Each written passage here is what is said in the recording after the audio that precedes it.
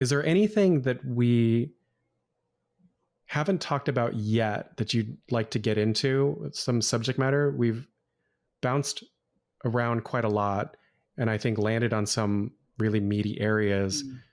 But is there something that you would like to talk about that we haven't covered yet? What comes up a lot in the job search process, which I'd love to weigh in on, is that I think when people are looking at a role that's a stretch for them, right? They're stretching up into something, or they're switching careers, or, I think with all this, the COVID times that we've had, which was like the needle scratching across the record, like, what? Right. And it's like so many people left the city, like the major cities, like people like really, I think they saw like, oh, there is a different reality. It was like they woke up like, oh, I can live in the country if I want to, or I can do this, or I can do that. Right. I think there's this energy of like, oh, maybe I could do something different, but it also comes with a lot of fear, right? Like, sure.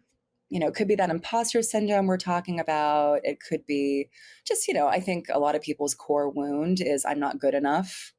And like, can I do this? Right. I think that's super, super common. So I wanted to bring up something. There's a coach named Tara Mohr, Mohr. Okay. And she has this book called Playing Big. And it's also this workshop that she does regularly. And so it's mostly about coaching women, because she finds that women are just, they know that they're not doing their like they're not fully fulfilled, like they're playing small, right? Like they're not totally growing into their power and like doing what they really, really want to be doing. And maybe that secret thing they don't want to tell anybody about, or even themselves, like it's just so big that they're scared of it. And she talks about two types of fear. Okay. And these are Yiddish phrases. There's Yirah versus Pachad. And Pachad is like that scary fear. It's like, oh, I'm afraid of the plane crashing, or the monster under the bed, or I'm scared of getting laid off, or, things that are kind of survival. It's like threat and panic. Right.